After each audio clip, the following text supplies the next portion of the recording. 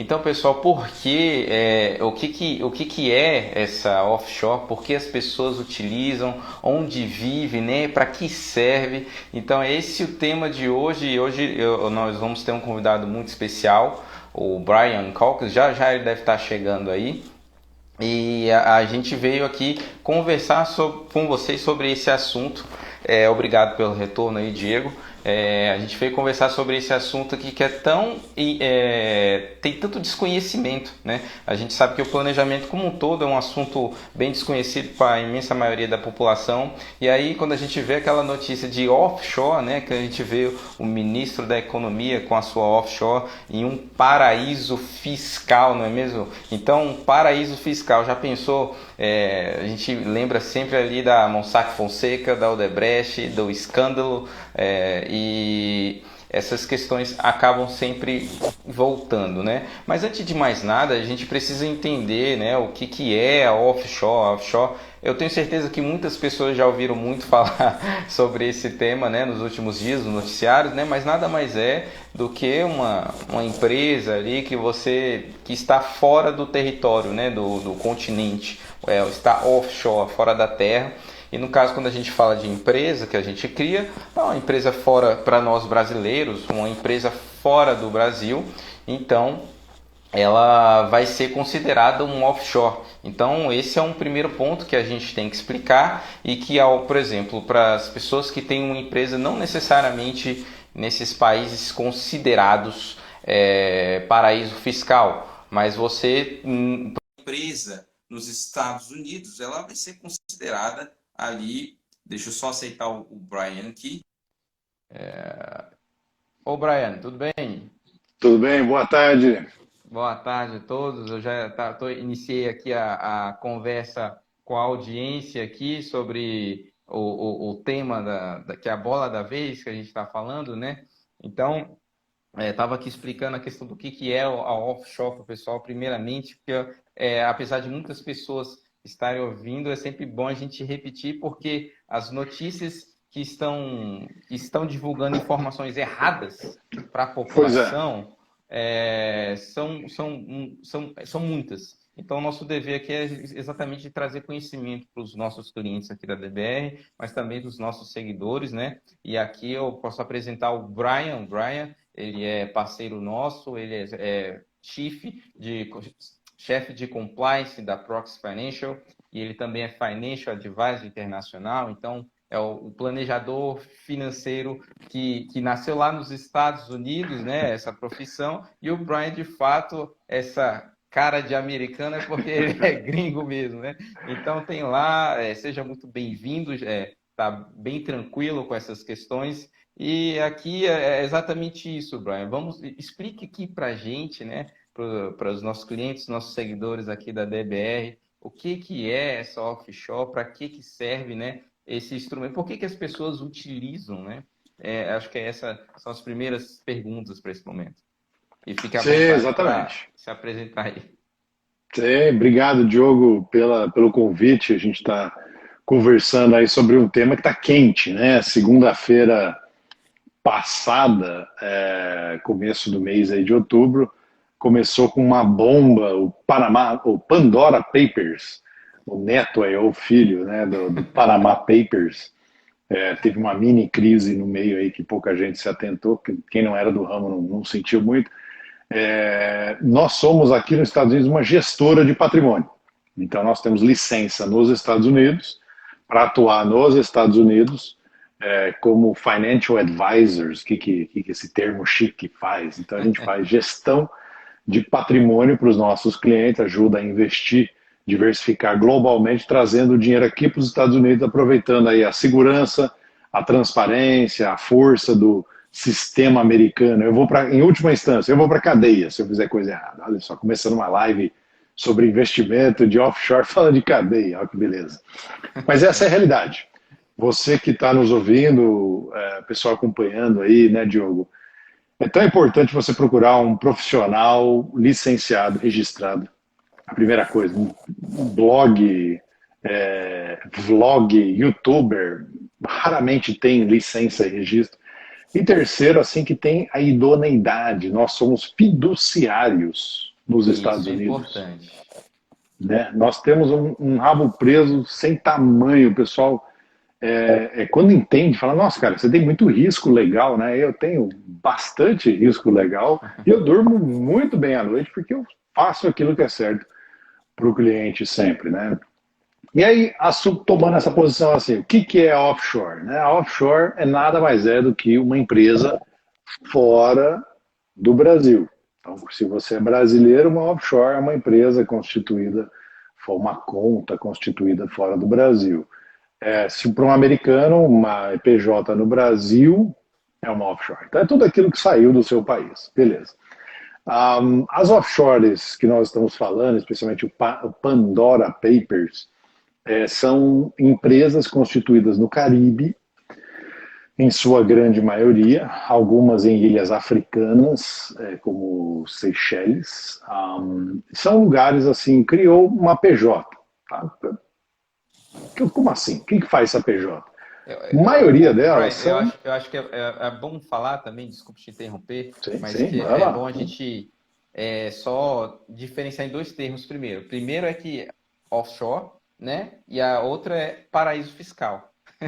Ok, é verdade. Porque os dois termos estão associados, você vai até explicar por quê, né? Porque, Sim, enfim, o nome sim, já diz, né? Mas fala um pouquinho da questão do paraíso fiscal também para as pessoas sim. entenderem. Uma coisa, como você falou muito bem, uma conta fora no exterior para o americano aqui no Brasil vai ser uma conta offshore. Da mesma forma, um brasileiro que comprou uma casa em Miami ou aí do seu lado em Orlando aí, é teu vizinho, geralmente também cria-se uma empresa limitada ali para questões de proteção e ele vai ter também uma offshore aí. Também é Exato. esquisito, né? Mas tem a questão do paraíso fiscal, que é exatamente isso que você está Isso, falando, né? exatamente. Por que, que as pessoas abrem essas empresas no Caribe ou ilhas do Canal entre França e Reino Unido, por exemplo, Inglaterra, ou ilhas na África? Porque é um paraíso fiscal. Então, essa jurisdição, esse governo, não tributa os seus cidadãos ou os seus residentes fiscais. Há muitas ilhas do Caribe, por exemplo, nem tem sistema tributário, né? Tem só um sistema de registro. Então, você abre uma PJ, você ganha um CNPJ, não é contribuinte, coisa nenhuma, mas é um número de registro: 1, 2, 3, 4, 5, é a DBR International Investments, né? Então tá lá uma PJ cujo número é 1, 2, 3, 4, 5. É o CPF, é o CNPJ? Não, é o número de registro. E o que esse paraíso fiscal, por que ele faz isso? Para atrair gente para pagar as taxas para abrir uma empresa lá. É basicamente isso, é só isso. Os US$ 1.000 por ano para ter a PJ, isso. Esse é o modelo de negócios desse país do Caribe. Por exemplo, um que é bem famoso, que o pessoal conhece, Bahamas, por exemplo, Caimã, por exemplo, é famoso. Então, assim, Caimã hoje, antigamente era barato e era Caribe, não tinha imposto e tal. Hoje é caro você constituir uma empresa em Caimã, por exemplo, de tanta demanda que tem. Muitas empresas na Bolsa Americana são uma holding patrimonial de Caimã que abre o capital nos Estados Unidos. Mas offshore é tudo falcatrua, tudo lavagem de dinheiro, tudo, vai todo mundo para cadeia. Mas como assim na Bolsa Americana, lugar de maior compliance do mundo, uma PJ do Caribe faz isso? Então, ou seja, não é ilegal, né? É perfeitamente legal, é perfeitamente normal, né?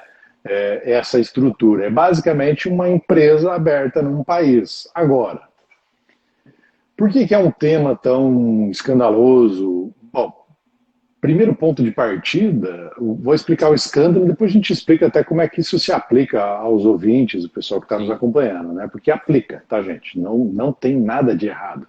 Você abre uma empresa no Brasil, você está fazendo coisa errada? Não. Você tem uma empresa, cara. Você vai produzir, você vai gerar empregos, você vai ter receita, resultado, tudo isso daí. Tributação também. O que acontece? O problema, a notícia, né, que sai aí, primeiro, é que tem muito político nos nomes dos Pandora Papers e do Panama Papers, por exemplo. Então, a rainha da Inglaterra, a coroa da Inglaterra foi Sim. implicada nos três Nas três escândalos. saiu. Nas três saiu a rainha lá com empresa offshore. De novo, não tem problema. Ela pode ter empresa no Reino Unido, na Escócia, na França, na Bélgica, não tem problema. Aí ela tem uma empresa em Caimã, tem problema? Não tem problema. Caimã, por que é usado? Porque Caimã não vai tributar essa PJ dela. Então ela pode mandar dinheiro para lá e de lá mandar para os Estados Unidos, que Caimã em si não vai ser oneroso para o processo tributário dela. Depois a gente explica isso mais, Sim. como se aplica ao pessoal que está sentado no sofá e nos acompanhando no Brasil, por exemplo, é véspera de feriado, aí, ou em alguns lugares do Brasil, feriado também. Né? Sim. Vamos lá, então assim, qual que é o problema da offshore? É que se você vai fazer lavagem de dinheiro, é através de uma offshore, é através de um país que não tem sistema tributário. Né? Então, assim, a falcatrua, o dissabor que causa a offshore é justamente isso. Nos Estados Unidos, para você abrir uma PJ, e no Brasil também, você tem que apresentar documento de registro. Você tem que apresentar comprovante de endereço. Se a polícia, se o FBI ou a Polícia Federal vai bater na casa de alguém e eu quero um comprovante que você mora nesse lugar. Né? Então, assim, esses países do Caribe, das ilhas da África, ilhas do Canal, por exemplo, não pedem isso. Então, assim, onde é que o FBI vai bater para pegar uma pessoa que é dona da empresa que lavou dinheiro? Não tem como achar a pessoa, porque não tem um comprovante atrelado à abertura da PJ. Este é o problema. Tá? Então, são jurisdições com compliance menor. Nem todas as jurisdições do Caribe têm compliance frouxo, tá?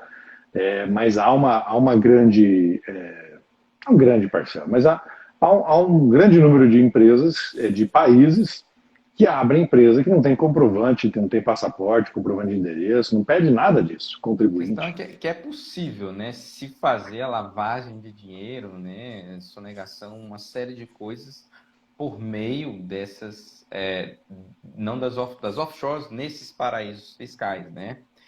Mas eu até ouvi uma frase bem interessante, é como se fosse uma faca muito bem afiada para você, você pode usar para fazer um churrasco para sua família, né? Ou pode ser um maluco e usar essa faca para assaltar um mercado. Acho que o que a gente precisa entender é que a offshore, assim como a holding familiar também que a gente constrói, assim como uma série de outros instrumentos como seguro, previdência, esses são instrumentos que você pode utilizar tanto para o seu planejamento patrimonial, para a sua organização do seu patrimônio, como também para um planejamento tributário mais eficiente e até para um planejamento sucessório. Então, são vários instrumentos e é por isso também, né, que muitas famílias utilizam. Tem muitas famílias empresárias que utilizam dessa forma e também vários políticos utilizam. Por quê? Porque eles conhecem a lei. Não tem nenhuma ilegalidade. Se você pode ter a opção de pagar menos, é isso que eles vão fazer. Até porque a gente está falando de coisas lícitas, não é mesmo, Brian? Apesar de ter essa possibilidade, mas você tem que declarar, tem que fazer, dependendo do valor, para declarar até o Banco Central. Então, como você falou do compliance, né, que tem em alguns paraísos fiscais. Então, é importante a gente entender que sim, tem essa questão desse instrumento, que é um instrumento utilizado também na organização do planejamento, né? Exatamente. Você tem uma offshore, né? Para aqueles que estão entrando agora para nos ouvir, você tem a offshore, não há nada errado com ela. Ter uma offshore Caimã, não tem nada errado com Caimã. Caimã só não tributa os seus residentes fiscais. Uma PJ aberta em Caimã é um residente fiscal de Caimã. E Caimã não onera esse processo. Ele quer que você abra empresas em Caimã, as empresas podem controlar ativos, contas de investimento, em lugares com alto compliance, como os Estados Unidos, por exemplo. A gente faz isso com os nossos clientes, até fizemos casos juntos, né, Diogo, de clientes que têm dinheiro aqui nos Estados Unidos, o dono dessa conta é uma offshore no Caribe. E quem é dono da offshore do Caribe? Um brasileiro, residente fiscal do Brasil. Qual que é o problema disso? Nossa senhora, o que vocês estão fazendo? Estamos fazendo a melhor eficiência tributária e patrimonial de sucessão, em termos de sucessão para essa família. Por quê? Nos Estados Unidos, se você tem mais de 60 mil dólares em ativos nos Estados Unidos, isso vale para você, ou para o seu tio, para o seu vizinho. Entre em contato com o Diogo, manda um direct para nós se você tem uma pessoa nessa categoria. Tem muita gente que tem casa em Orlando, apartamento em Nova York, em Miami, comprou numa PJ americana, certo? Abre uma PJ, compra a casa, o imóvel e aluga. E dizem para você, ou para o seu vizinho, para o seu tio, o que quer que seja, você vai proteger o seu ativo. Você vai proteger de duas coisas. Uma é uma eficiência tributária nos Estados Unidos, o aluguel, o desconto, o serviço que você contrata, depreciação, legal. Fez um pacote legal de tributação nos Estados Unidos. E você vai proteger também do risco legal. Uma pessoa nos Estados Unidos escorrega, bate a cabeça, vai te processar até as cuecas. Vai processar e falar assim, quem é dono da casa? É o Diogo lá no Brasil. O que ele tem? O Diogo tem a DBR Consultoria. Nós vamos atrás de tudo que ele tem para reaver o que eu sofri de danos aqui nos Estados Unidos. Né? Agora, falecimento não protege absolutamente nada. Pensei que estava resolvido então, Brian. Era só construir uma limitada, né? A LLC e tô com a vida resolvida. Negativo. Negativo. Você tem que tem que tirar o que a gente chama de termo legal, em termos de sucessão, os sitos. Então você tem que tirar aonde acontece a sucessão. Se você tem um ativo americano, é a casa. Ah, mas é uma PJ, não interessa, a PJ é um ativo americano. Né? Então, se a sua offshore é dona da limitada, da famosa LLC nos Estados Unidos, resolvido o problema. Daí você falece, vamos substituir o diretor da PJ offshore, que continua controlando o ativo onshore, né? Aqui nos Estados Unidos. Mas por que fazer isso, Brian? Como é que é a tributação sobre sucessão? Sucessão nos Estados Unidos, especificamente, pode chegar a 40%. Tio Sam pode abocanhar até 40% dessa casa em Orlando. Aqui, Brian, aqui a gente, os clientes aqui já se assustam quando a gente mostra que pode chegar a 8%. Pode chegar, depende do estado, né?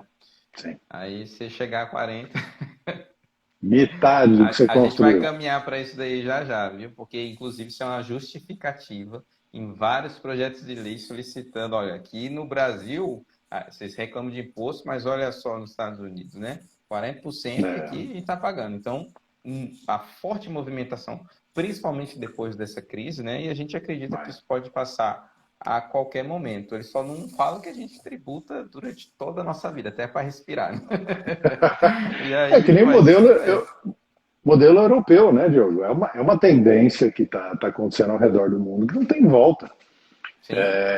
Você cria uma grande fortuna, o governo vai lá e corta o cabelo, que a gente chama aqui o haircut, em inglês, e pega de volta uma parte para ele para manter a máquina girando, porque simplesmente as contas ao redor do mundo não fecham. E daí entra esse trabalho de eficiência patrimonial e tributária.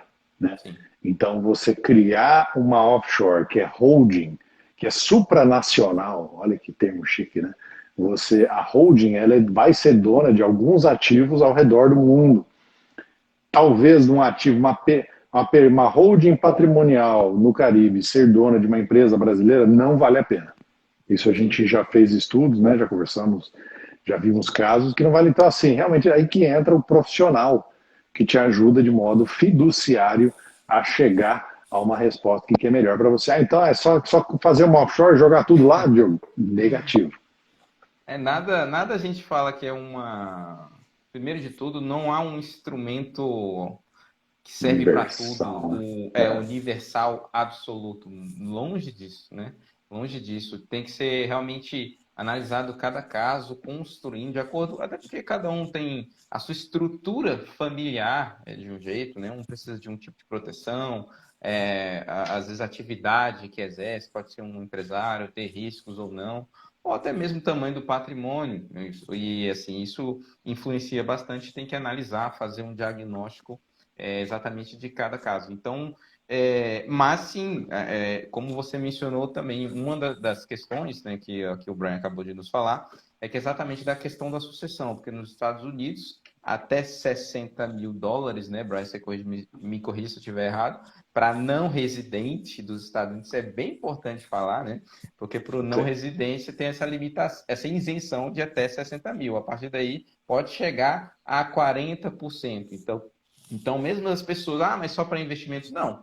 Se você tem uma casa lá que você comprou e é o seu bem e tiver acima desse valor, a sua família vai ter que lidar com isso. Então, aquela proteção que você tinha com a limitada, ela serviu até certo ponto, né? Claro. Agora, para as questões sucessórias, aí sim que tem que construir outras alternativas, e é essa questão da offshore que a gente está falando. Porque a offshore, aí a gente não está falando da offshore aqui no Brasil somente, a gente está falando de uma offshore, uma empresa fora dos Estados Unidos, né? Que essa empresa vai ser a dona desse imóvel, e aí a sucessão pode ser construída dentro dessa offshore. Então, você promove Correto. uma organização, né, que você consegue construir toda a distribuição que você quer nesta empresa e também fazer o seu planejamento sucessório de uma forma mais eficiente, eficaz e mais barata, né, Brian? Que é isso também que as pessoas estão indo atrás, né, de ter um custo mínimo ali.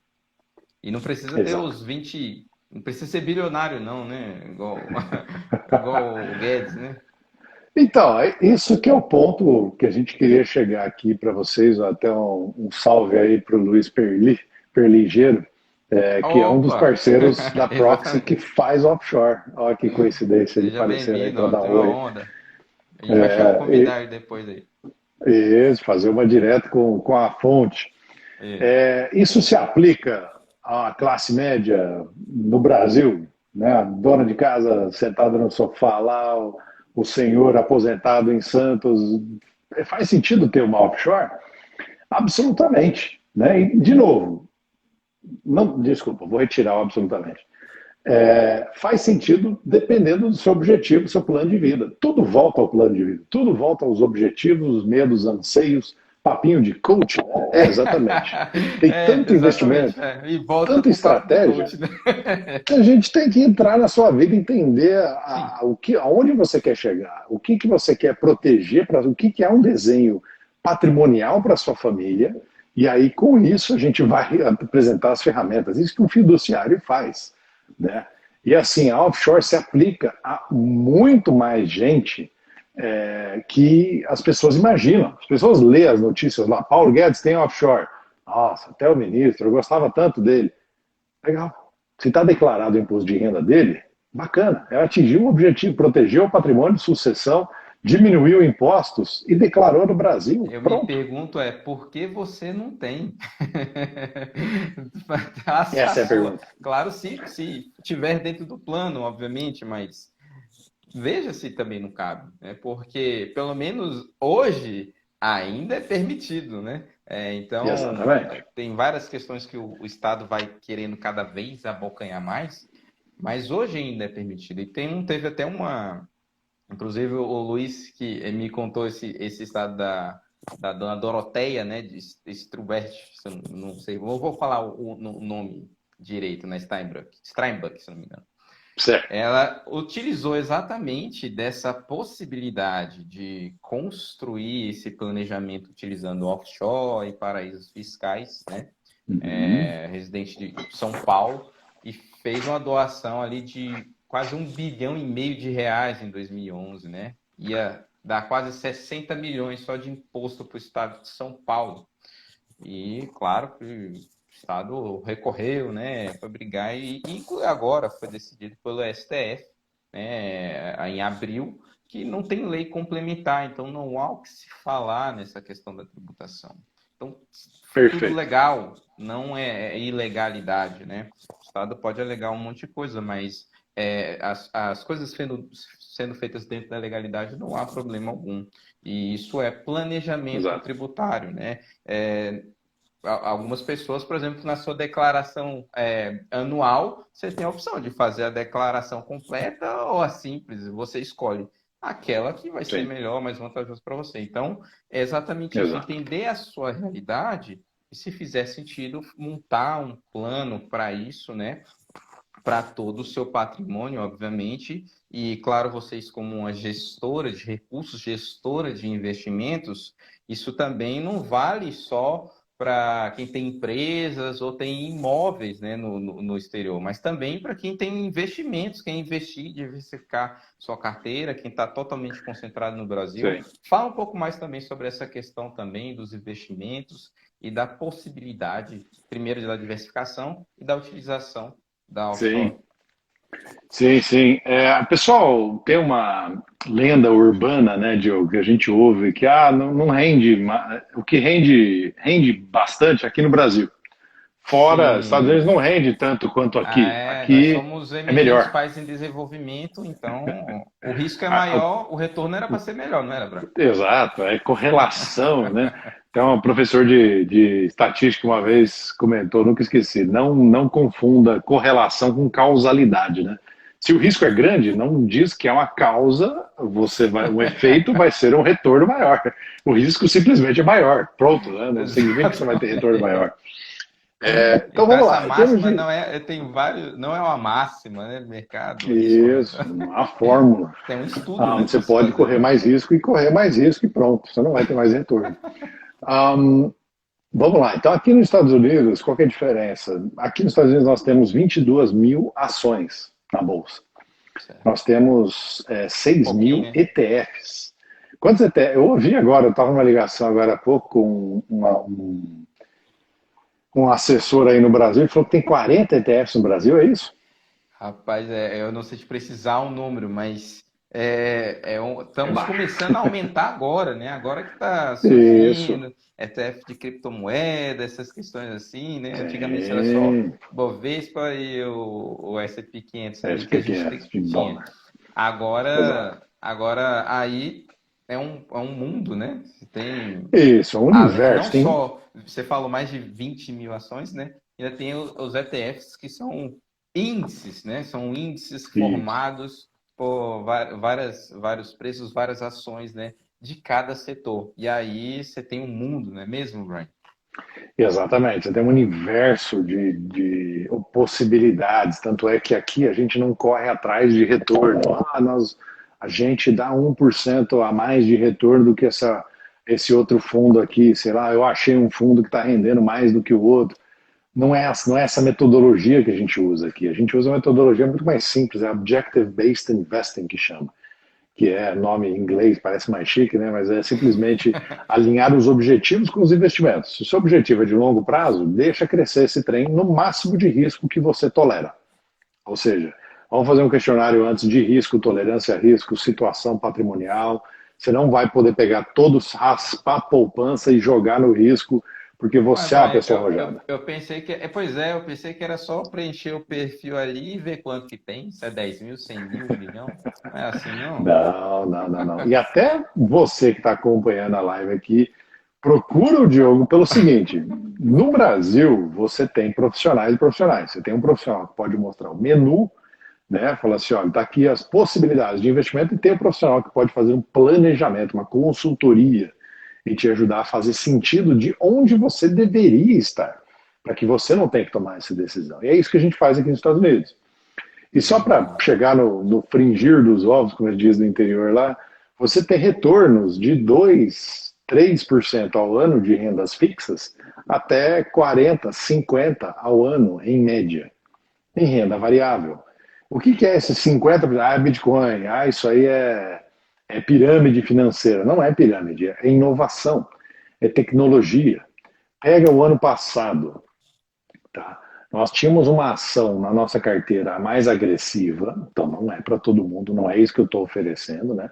A gente, na verdade, só recomenda investimentos que fazem sentido com o perfil e o objetivo do cliente. Uma ação que subiu 250%. Tá? E a empresa que tem uma capitalização de 20 bilhões de dólares. Então não é uma microcap que lançou IPO e subiu 250%. A empresa já é em fase de consolidação, ela ainda tem muito crescimento pela frente, mas ela faz inovação. Ela criou a bateria que pode absorver e manter energia solar. Então imagina agora, né? No meio, você não precisa ter cabo, cabeamento, você não precisa estar plugado no grid em lugar nenhum do mundo. Você só precisa ter um céu aberto, que você vai poder pegar energia e estocar energia. Não estocar vento mais, né? Você vai poder estocar energia. Olha que solução, que inovação, que milhares, milhões de problemas que essa empresa soluciona. Ela vai vendendo, conseguindo mais compradores, clientes, fornecedores, e por aquele ciclo todo de toda empresa, ela tem um crescimento explosivo pela frente. Ela subiu 250%, teve 250% de retorno no ano passado. Eu digo isso não para crescer os olhos, né, e falar, eu quero um desse aí de 250%. Só Nós vai não sair da vamos te entregar poupança. uma empresa dessa. Eu vou sair da Exatamente. poupança para colocar nisso. Para uma coisa dessa. E nem vou prometer que esse ano vai dar 250 também. Gestor fiduciário, gente, se ficar alguma coisa nessa live, que fique duas coisas. O gestor fiduciário não promete retorno. Ele coloca o seu dinheiro no lugar certo para ele atingir o objetivo certo. E segundo, que offshore é legal, é fácil, é eficiência tributária e de sucessão patrimonial que talvez você precise, né? Não é Você só falou papo muito para bem. Por bilionário. exemplo, no aspecto prático, por exemplo, de um cliente que, por exemplo, tivesse na pessoa física, por exemplo, investindo dessa forma. Vocês, claro que aí não, vocês não são traders, né? Não são aqueles que compram e vendem adoidado, é outro tipo de filosofia de investimento, a meu ver, mais tranquilo para a maioria das pessoas. E só o fato de ser um serviço de gestão já é um serviço de comodidade para as pessoas, né? Imagina que ninguém tem Isso, que ficar estudando, aprendendo, ou lendo até mesmo uma carteira pronta de um relatório para qualquer um e isso. tentando encaixar no que falou. Não, tem um planejamento por trás e se faz isso. Mas daí a pessoa física que tem essa venda eventual desse ativo financeiro na pessoa física, né? E Certo. aí tem a sua tributação de um ativo que não está aqui no Brasil. Então, no caso aqui do Brasil de ações, da venda de ações até o limite de R$ 20.000 é isento de imposto, né? E Correto. lá nos Estados Unidos é acima, na verdade não nos Estados Unidos, um ativo que não é ação, né, vai ser 35 mil, né, tirando as outras especificidades de cada ativo financeiro. E aí tem a tributação de 15%, né, sobre o lucro que tem que ser apurado mensalmente e pago no mês subsequente. E dos 15% que eu já falei sobre o lucro. E aí a questão da offshore nesse caso, Brian, porque qual o benefício tributário disso? Claro que nós não somos tributaristas, somos planejadores e Isso. gestores, mas nós entendemos, convivemos com isso com os nossos clientes, a gente vê isso. Como é essa questão? Sim, no Brasil, o Código Tributário brasileiro vigente, isso pode mudar com a reforma aí, é até uma das propostas da reforma. Ouvi dizer que foi retirado da proposta, não, acho que é uma proposta oficial, ainda não foi apresentada. Mas vamos lá, tá? Assim, até o momento, a sua offshore, Aqui como meia hora a sempre, né? gente vai, a gente Até o presente momento, né? Não é assim que funciona. Mas a sua offshore, o resultado dessa offshore não é tributado no Brasil. Então, você tem 100 mil de lucro na sua offshore fora do Brasil, você não precisa pagar imposto em cima dos 100 mil de lucro. Isso vai ser declarado absolutamente 100%. Este é o processo. Você declara o valor dessa offshore nos bens e direitos no exterior no seu imposto de renda federal brasileiro. até porque, por exemplo, se for compra de ações, por exemplo, tiver uma conta nos Estados Unidos, aí não tem o ganho de capital, né? E também no paraíso fiscal, muito menos, né? Mas é claro que aqui no Brasil você vai ser tributado, não no momento em que a gestora está cuidando dos seus ativos, mas sim na repatriação, quando volta, está distribuindo esses dividendos, lucros e dividendos da sua empresa offshore. Então, no caso, é só no momento do que houvesse esse recebimento pela pessoa física que é dona daquela offshore. Exato. Então, Exato. é meio que um diferimento, né, digamos por assim dizer. E aí o Isso. resultado, obviamente, vai ser melhor. Você vai ter melhores resultados. É. Principalmente quando a gente volta para as questões de objetivos, pensando no longo prazo, né, mesmo, Brian? Sim, Então, isso exatamente. é E impactante. assim, mesmo que você faça uma retirada de capital da offshore, passe para a pessoa física, mesmo fora, né? Então você tem uma Sim, offshore que cuida dos seus investimentos nos Estados Unidos, você tem uma conta pessoa física para você gastar o dinheiro Estados Unidos, Suíça, qualquer outro lugar, né? Se transfere da PJ para PF, é um fator gerador de imposto, né? O que a gente faz? A eficiência tributária. Um bom eficiência tributária. um bom Isso. profissional vai fazer isso para você, que é, vamos criar uma offshore, a offshore é controladora, e uma filial que pode gastar, pode comprar coisas, comprar o iate, né, pagar as passagens de voo dentro daquilo que é permitido no Código Tributário Brasileiro. Se você é residente Sim. fiscal do Brasil, você tem certos limites do que você pode considerar como despesa da empresa. Seguindo essas regras, show de bola. Muito interessante, né? Tem como até colocar um cartão internacional também, né? Que ainda não paga nem o IOF também, né? Que a gente tem. Então tem várias formas Exato. várias estratégias e vários benefícios. É isso que nós estamos falando para você. Isso não só é legal, como pode ter grandes vantagens tributárias. Tem que ser milionário e José Ah, Rico para curtir uma coisa dessa? Eu não sou só Paulo bilionário Guedes, ainda. né? Só Paulo Eu não sou Guedes. um Paulo Guedes, mas eu posso usar uma ferramenta dessa? Pois depende assim das localidades, né, da empresa que vai auxiliar nessa questão. Nós não fazemos, né, e também nem a Proxy, mas a gente conhece parceiros que ajudam os nossos clientes nisso. E, por exemplo, para abrir uma offshore, por exemplo, pode ir de 1.500 a 9.950 dólares por ano, né? Então, aí você já está na elite aí que os jornais estão falando. Também fundação também poderia ter também para estourar algo mais robusto, mais complexo, dependendo do caso. Correto. E então está longe de ser algo exclusivo para milionário, tanto essa diversificação internacional, você proteger o seu patrimônio contra a desvalorização, contra a insegurança jurídica do local. Aqui a gente não precisa nem falar isso, né? Até o passado aqui é incerto. Então, é uma forma, na verdade, é uma defesa muito boa de proteção. E mais, quando a gente fala muito de planejamento sucessório, como nós falamos, você consegue também construir uma sucessão mais tranquila para Sim. sua família, protege e mais barata, né? Porque não tem esse imposto tão caro. A mensagem é bem essa, né, Brian? Exato. E a maneira e o momento de você começar a proteção sucessória é enquanto você está vivo, né? O mais rápido possível, colocar no papel, estreitar essas coisas, porque a morte não se anuncia. Bom, em alguns casos, né, uma doença terminal, aí tudo bem, né?